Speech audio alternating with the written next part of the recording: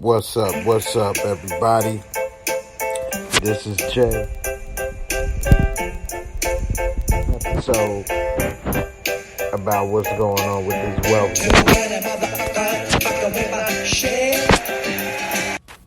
and yeah, there's too many messing with everything in this world. But anyway, I want to get into this about this article that I read on CBS News, and it was talking about how the protests underscore the worsening racial wealth gap and how it was justifiable anger.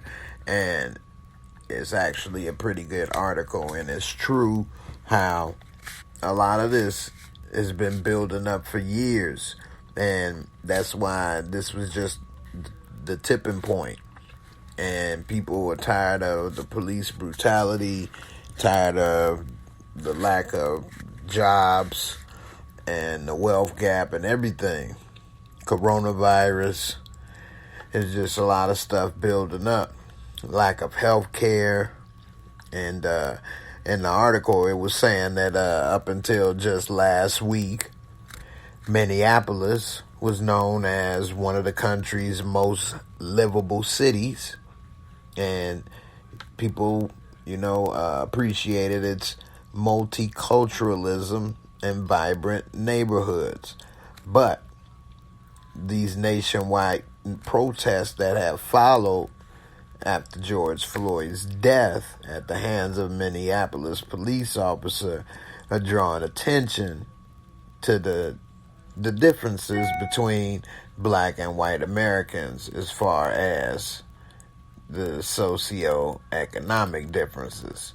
Now, this is something that really is not unique to Minneapolis, and as everybody knows, this is something that's in every city pretty much. Not only the police situation, but the economic situation, that white Americans typically earn more. A lot of them had chances to go to college, get education, and their parents paid for it, meaning they got a college education and didn't have any debt. They didn't have any student loans.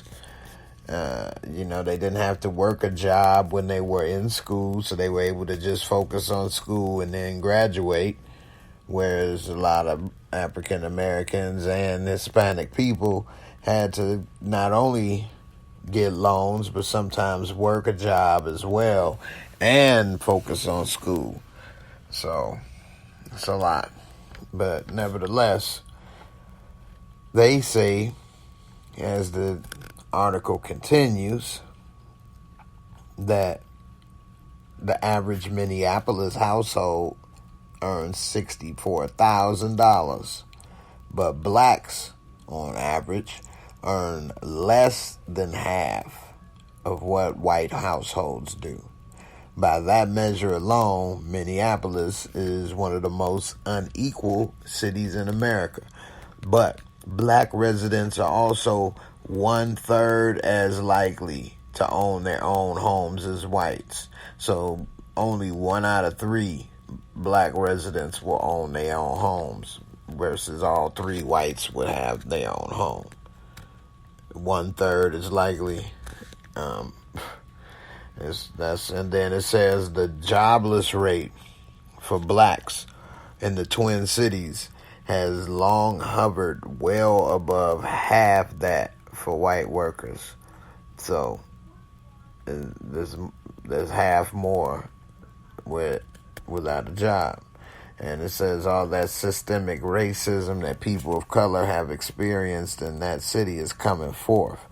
But if that was the case, that's where I disagree with this article, in the sense that if it was only that city, and then it would only be that city that has the riots, but in the uprising, but it's not. Yeah, people are doing it for George Floyd and everybody else that have died at the hands of the police recently.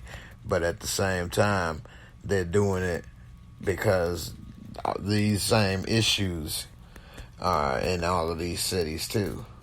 So it's not just a Minneapolis thing. This is It's the same issues everywhere, with less likely to own their own homes and getting paid is less. And then I was doing and reading, and they even have an article, a list of different cities across the U.S.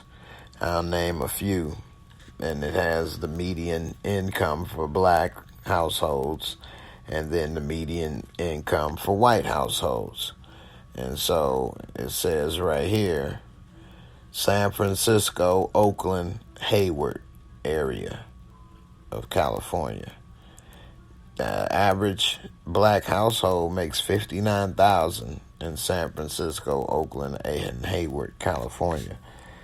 But the average median income white household is $120,000. They make double. So even though they were doing good with $59,000, they're making $120,000. They're making double. Minneapolis, St. Paul, Minnesota, Wisconsin. It says Minneapolis, St. Paul, Bloomington, Wisconsin, Minnesota area. 38,000. Then the average white, 84,000. Washington, Arlington, Alexandria, D.C., Virginia, Maryland, West Virginia area. Average African American makes $75,000, but the average white is at 120. So that's because they're in the political area. It's a lot closer with the gap there. But that's still a $45,000 gap doing the same job. Philadelphia, Camden, Wilmington, Pennsylvania, New Jersey, Delaware, Maryland area. 42,000, 83,000. Chicago, Naperville, Elgin, that's in Illinois. That's all the main suburbs right around Chicago, expensive area. 41,000 for blacks, 81,000 for whites. And you can just go on down the list. I can pick some other places. This is New York, New Jersey, 54,000, 92,000 for whites. Denver, 47,000, 84,000 for whites. Boston, 58, 94,000. Cleveland, 31,000, 66,000. Detroit, 36,000, 70K. You know, so you can go down the list. Los Angeles, Long Beach, Anaheim, 50K, 80K. Dallas, Fort Worth, Arlington, 49K, 76K. I'm trying to make sure I get all the places where I got majority of viewers. Atlanta, Sandy Springs, Roswell, Georgia, 54,000, 80,000. So yeah, it's a big difference. Houston, 47K, 73K. So, you know, for the most part. Las Vegas, 40K, 63K. Yeah, so it's a pretty big gap in pretty much any city that you want to go down the list and check. And they pretty much, you know, rounded off by saying, you know, that how these cities suffer from these racial inequities. It can be suffocating for black and brown people. And if we don't fix the systems of systemic racism, we will see bursts of anger like this over and over again. And it'll be justifiable anger. And that's the thing, like, yeah, all of this is justifiable anger, but then when we begin to break stuff, which is still justifiable and understandable, then that makes them say, see, that's why we had to use force. See, that's why we had to do this. And see, that's why we had to do that. So it's a middle ground. That's how Dr. King with the peaceful protest work, because they weren't breaking anything or doing anything, and now they beating up people that wasn't doing anything or fighting back, and they looked like the bad ones. It's hard to be nonviolent, and for all these years and everything that people have gone through, to still be going through this, it's just crazy. But it's not that the police need training, because the stuff they do is not training, is being held accountable and held accountable quickly. That's one thing. One person, Willie D, he said that they should be held just as accountable as if you shot and killed the police.